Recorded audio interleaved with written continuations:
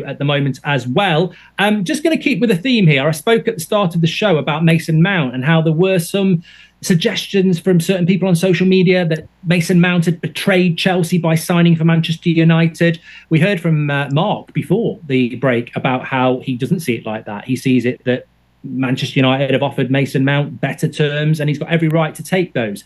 We're going to hear from a Manchester United fan now. His name's Cameron. He feels that Mason Mount's a bad signing. Good evening, Cameron. What is your problem with Mason Mount then? What it is I think Maddison went for 40 mil, and we're buying Mount for a lot more, and I just don't see what all the hype is about. I know there's better players out there, but we're a club like Man U. So I mean, we're a huge club. We've got to sign big players, big names, and you look at the likes now, De Gea, Rashford. I think these boys need to get out of the club. So, I mean, look, the one thing I would say is you're not in the minority. Obviously, I do the United stand, talking about United on a regular basis. I see how the community reacts, and I'd be lying if I didn't say that Mason Mount is... I'm a regular listener of you, Mark. I mean, I watch it all the time. I'm a big fan of you, do you know what I mean? Just cheers, Cameron. Washing it up and that, do you know what I mean? But no, I'm going to come back to a question with you, though. Can I just say, Cameron, there's a lot of people out there like yourself who are not happy with the Mason Mount signing. But where do you stand if I say back to you, well, this is a player that Erik ten Hag has admired for a long time. Surely you've got to back the manager because he could turn this player into something really, really fundamentally special within his team. Yeah, we have got to back the manager. I understand that. But like I said again, I feel there's better players out there. But do you think? I mean, is it the transfer fee? Well, with our club as well, I feel like it's just too much dead wood in the club. And before we sign a lot of players, you know, we got to get rid of a lot of players. Like look at De Gea this season; he's been abysmal. Like I'm pretty sure teams like Burnley when you take De Gea. So he's got to go at the end of the day. And 375 grand a week, shocking. So.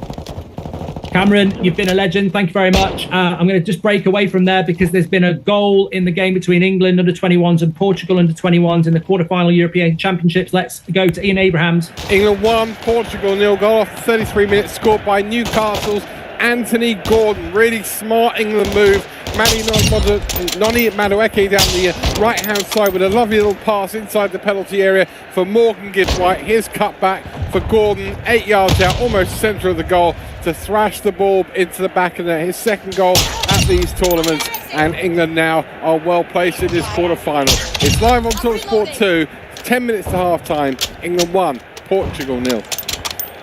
There we go, England taking the lead there. And I tell you what, I don't want to jinx it, but they've looked very good in this tournament. England leading 1-0 in that quarter-final. Look, you know what? Obviously, it's all about opinion. And I think United fans are frustrated, no sale, etc. The transfer window looks very, very confusing. Where I would agree with Cameron is that David De Gea would need to leave, but probably not for the same reasons. I'm a big fan of David De Gea, but he has been disrespected by Manchester United. It's just what level of disrespect you think it is. They put a contract on the table. They retracted the contract. He wasn't going to be leaving. He was going to be the number one. He has just won the Golden Glove, which means he's got the most clean sheets in the Premier League last season. And now his contract ended on Friday. He's had his wedding this weekend. He doesn't know what he's doing. United clearly don't know what they're doing. It's chaotic. But I actually think that disrespect is so big to David De Gea that he should leave. I mean, however, I don't think United purposely or Ten Hag want to publicly humiliate David De Gea, but by consequence they have. He and the rest of the world know that Man United are looking for a new goalkeeper because they don't think he's good enough. Now, if I'm David De Gea, you've got to embrace the change and you've got to take control of the situation. To sit around waiting for Man United to find out if they can buy a goalkeeper better than you, and if they can't afford it, they'll put up with you. I think you've got to go, I've given 12 years to this club. I've won Player of the Year 4 times. I've won the Golden Glove twice. You know, I've been a fundamental part of this team that's not succeeded over the last 10 years, but I actually have delivered. I'm into my early 30s. I'm probably never going to play for Spain again. Man United probably aren't going to win any major prizes in the next couple of years. And in 2 years' time, I'm probably going to be looking to go anyway. I think David De Gea has been disrespected publicly, and I think he should just go, you know what, I wasn't planning on going now, but forget about it. I'm off to play in Saudi Arabia. I'll earn what I was earning before. I've got nothing to prove. I'm off. Because I have been disrespected publicly. Everybody in the footballing world knows I'm sort of hung out to dry, really, waiting to find out whether you can buy a better goalkeeper than me. I think Man United haven't handled this particularly well publicly, and I think it's because Ten Hag has had to pivot towards getting a new goalkeeper when he realised he wasn't getting Harry Kane, he wasn't getting Kim Min-jae, he wasn't getting Rabiot, and he still has a bit of money, and he's gone, well, if I can't get that, maybe I'll go for a goalkeeper. And it's ultimately led to this chaotic situation where even tonight we're hearing that United might be pulling out a deal for Onana to go for a cheaper option from Feyenoord. So it's chaotic, and I think David De Gea has been disrespected. That's my thoughts on it.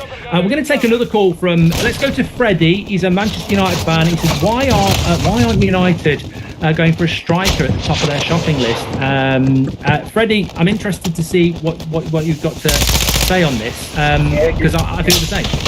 Yeah, good afternoon, gents. Look, I'm deeply concerned by United's transfer goings at the moment. Our priority, and look guys, it's been glaringly obvious since last season that we've been crying out for a striker. A striker should have been our number one, should have been the number one signing this summer. Not going for the greatest respect to him, he's a great player, but it's not what we need at the moment. Greatest respect, you know, we don't need a midfielder at the moment, we need an out-and-out striker.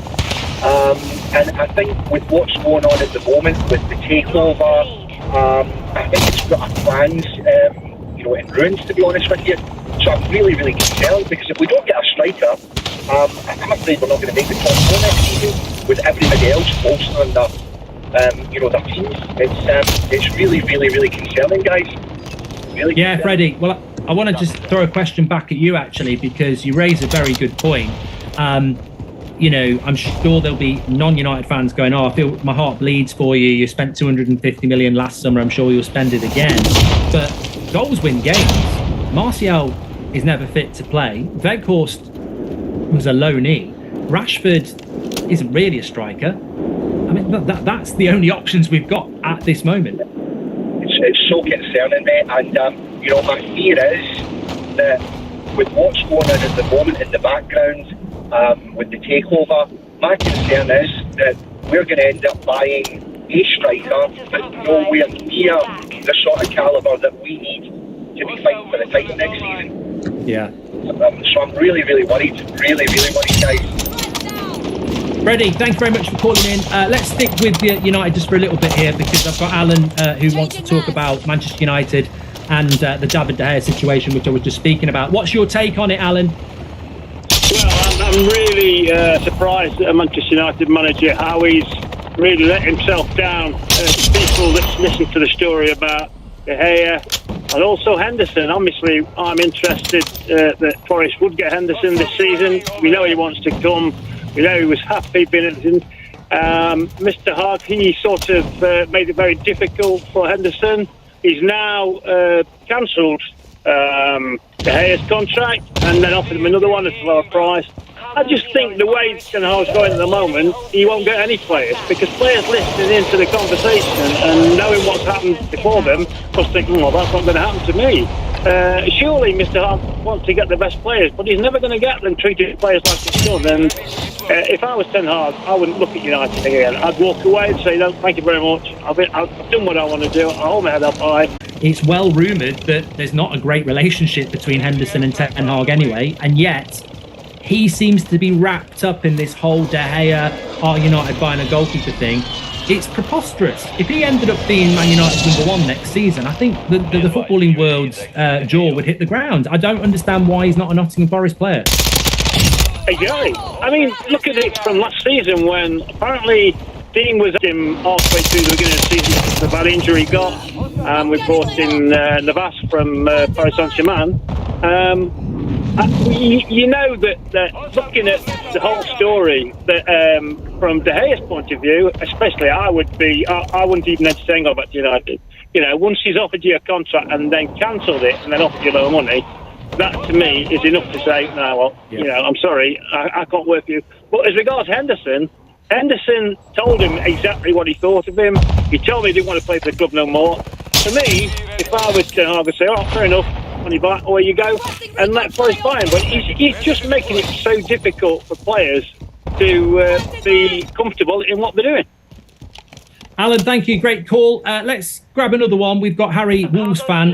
Harry, you just want to have a general chat about the transfer market. Interesting. What's your observations, pal? Yeah, I mean, a lot of people might find it rich for someone like me to talk about transfers, given the fact that I'm a Wolves fan and we've brought absolutely nobody in yet.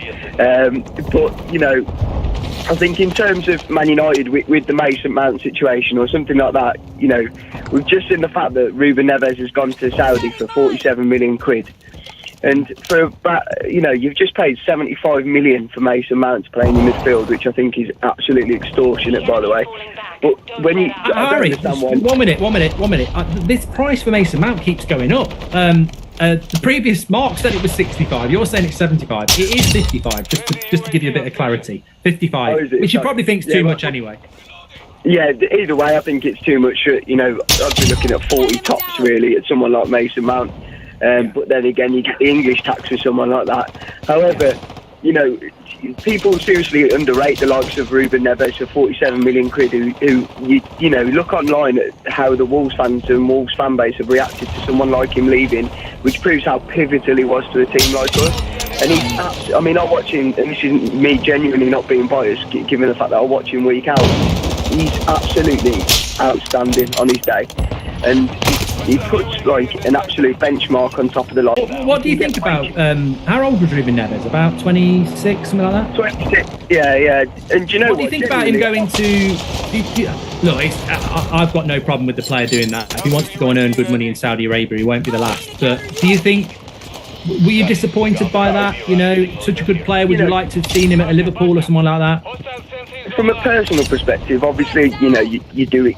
Almost expect more because he is Champions League quality. That there is no doubt about it. We signed him from Porto, where he was captain in Porto at 18 years old in the Champions League. You know, so he's done it before. But the people, look, we were really constricted with financial fair play, which is somehow baffling, given that Chelsea spent 800 odd million quid and get away with it somehow. But we were restricted by financial fair play, and I actually think from a personal point he's done it not only to earn the good money but to help the club out as well, because with his sale it's now lifted our restrictions of FFP and we have the ability to sign other players. So I think from that perspective, yeah, you know, it is disappointing, but granted he's helped us out massively compared to as well the fact that he's helped us out massively for the past 6-7 years, however long it's been. Thank you very much, Harry. Great call there. Interesting, isn't it? You know, the subplot to this transfer window is that it's absolutely fascinating. You've got people like Ruben Neves, who, you know, I think was destined to go to a bigger club. He's now going to Saudi Arabia, and he's gone to Saudi Arabia in his mid-20s, hasn't he? Half-time between England under 21s and Portugal under 21s. It's 1-0 to England. Lots of calls coming in. We're going to take a call after the break from an Arsenal fan. He says you don't need a striker. Interesting. But you can have your say, of course. We're live through till 7 p.m. 03717 22 3344. Keep your calls coming in. It's the Transfer Insiders Show with Mark Goldberg. In the year 2000, TalkSport established an elite breakfast show for the top 1% of former professional footballers. Alan Brazil is the original Maverick. Flaps up for the football. Turbocharged twin-engine breakfast radio with Alan call-sign Roll Out the Barrel Roll Brazil. Turn and burn, baby. And Ray Party 7 Parlour. Well, can you keep this thing the right way up? My beer's going everywhere. The all-action sports breakfast with Alan Maverick Brazil. I've been flying through the danger zone for 20 years. And his wingman, me, Ray. Tomorrow morning from 6 o'clock on TalkSport. I feel the need for speed. TalkSport. Who's about to sign on the dotted line? Fires it low and he scores. The Transfer Insiders with Mark Goldbridge on TalkSport.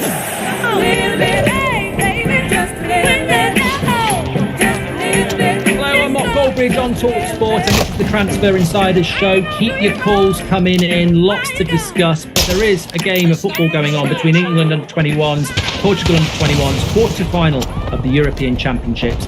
Let's get a half-time report from Ian Abraham. Half-time, England 1, Portugal 0. Newcastle United winger Anthony Gordon with the goal on 33 minutes. It was a lovely goal as well constructed by England. Noni Madueke down the right hand side fed Morgan Gibbs-White inside the penalty area. A cut back from him to where Gordon was 8 yards out, pretty much centre of the penalty area, and he drilled the ball into the back of net. His second goal at these championships. England have looked pretty good actually going forward, and solid in defence as well. The only time that was breached was when James Trafford had to pull off a good save at the bottom of his right hand post from Pedro Neto, the Wolves striker. But that apart, Portugal haven't really had a real shot on England's goal. As for England going forward, Gibbs-White has had a chance, so too has Gordon before his goal, and Curtis Jones right at the beginning of the half as well. And I think Lee Carsley will be more than happy at the break ahead. Heading for a semi-final in midweek against Israel, who they beat last Sunday. The second half will be live on TalkSport 2. It's England 1, Portugal 0. Thank you to Ian Abrahams there. Hopefully England will get the job done. Let's just frame what we've been talking about for the last hour or so, talking about transfers, of course. And there is this running theme coming through the show. We've had some Liverpool callers, we've had a couple of Chelsea callers. This top four race, we had it from a previous caller, looks like being the most interesting top four race in a long time. Liverpool and Chelsea potentially bouncing back, Arsenal, Manchester United, and let's not forget Newcastle looking to hold their own. Well, 6 into 4 doesn't go, so who's going to fall away?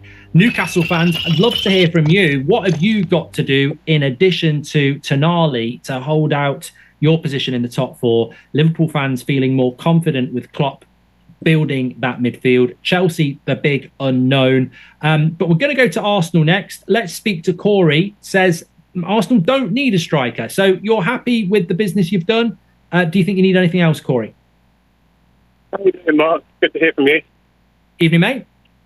So I heard about Piers Morgan's comment, and yes, I'd like to have a striker like Victor Osimhen. But if you look at last season, Arsenal had the best away record out of any team in the Premier League.